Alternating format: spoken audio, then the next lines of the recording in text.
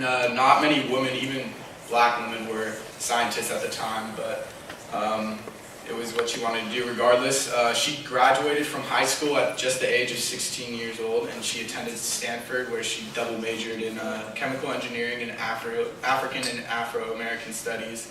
And then after that, she later went to Cornell University, where she got her PhD in medicine when she was only 25 years old.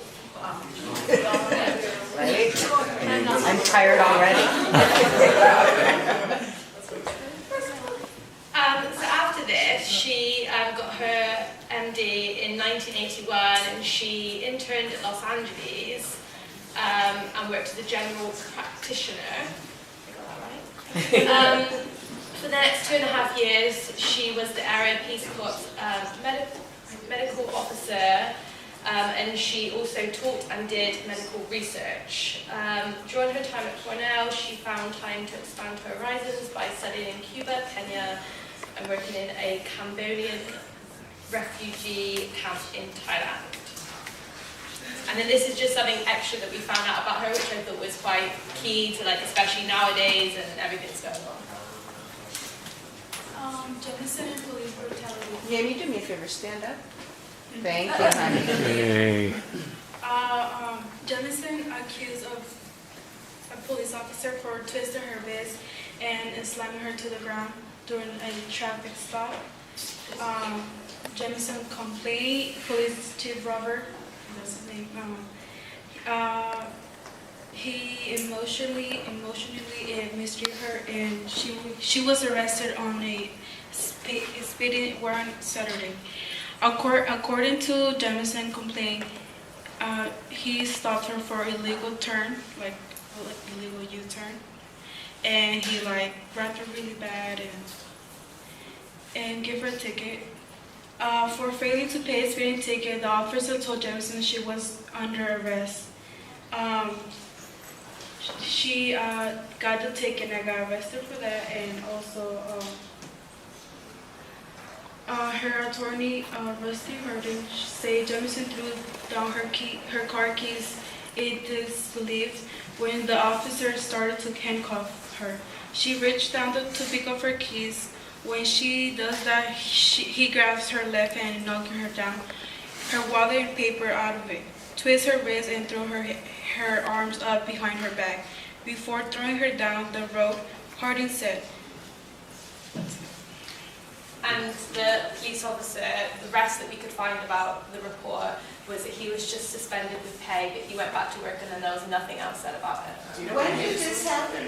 Yeah. It happened like 2 years after she actually went into space. It was like really... So you can have a PhD in medicine, you can double major at Stanford, you can go to Cornell, you can go to space, you can be a Peace Corps volunteer, all these fabulous things, but because she's black, she's still getting You know, it kind of reminds me of that professor, I forgot what university, but Harvard. But he locked his house keys in the house and was trying to get in, and the officers came and was asking him questions, and even though he was a professor, a well-known professor at the university, they said he was arrested for trying to get into his own house. Interesting, right? Yeah, absolutely. Just kind of crazy. That was interesting. All right, sorry, go ahead. All right. Jemison notes that being both a minority, being African American, and also being a woman, with its fair share of adversity, nothing that majoring in engineering as a black woman wasn't always easy. She said in an article published by the New York Times that some professors just pretended that she wasn't even there, or when she would ask a question, they would just think it was a dumb question. You know, teachers sometimes say there's no such thing as dumb questions, but there are. But there are. So here's the thing: when she would ask a question, the teacher would say, "Oh, that's such a dumb question." Then maybe a white male would ask the same question, and the professor would say, "That's a very astute observation." I don't even know what astute is, but it's a very astute observation. But yeah, so basically, even going to school, she was getting her double majors, and even going on to get her PhD, her professors still treated her like she was just some uneducated African American, which to me is just terrible. Yeah, here we have a video for you.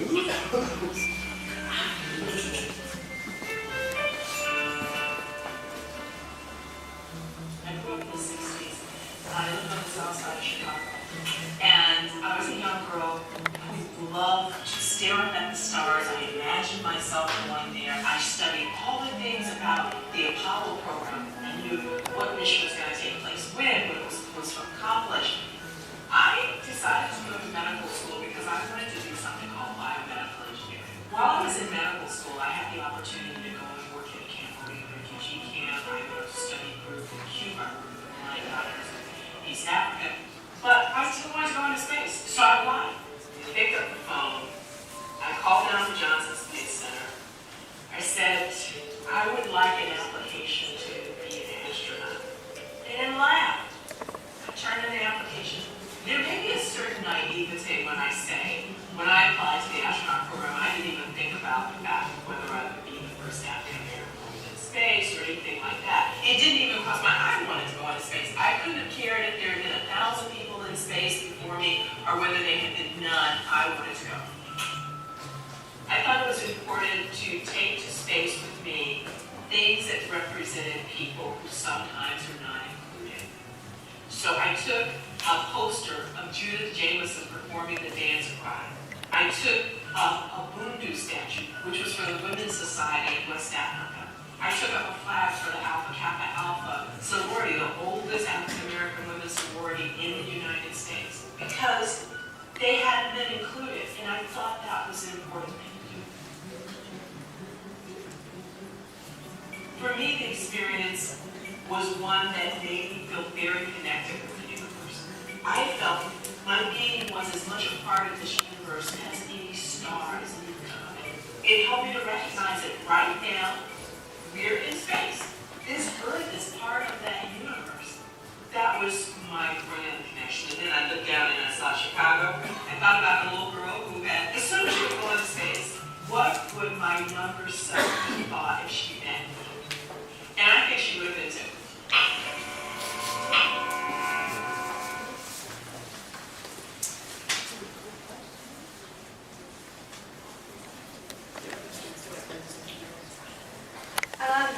And then just to finish, I just thought I'd finish with a quote from her, which I thought was really relevant. She said, I want to make sure that we all use our talent, not just 25% of it. Don't let anyone rob you of your imagination, your creativity, or your curiosity. It is your place in the world. It's your life. Go on and do all that you can do with it, and make it the life that you want to live. Great.